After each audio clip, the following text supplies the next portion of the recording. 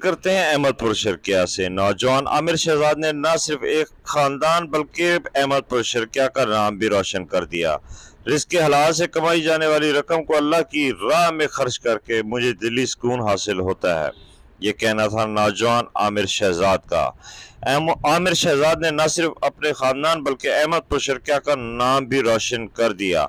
माह रमज़ान में अब तक सैकड़ों अफराद को सहरी और हज़ारों अफराद को अफ्तारी कराकर अल्लाह और इसकी रज़ा को हासिल करने की हर मुमकिन कोशिश की और अब हज़ारों गरीब घरानों में आटा के तकसीम का सिलसिला जारी है। इस हवाले से आमिर शहजाद का कहना है कि अल्लाह की रज़ा की खातिर कर रहा हूँ।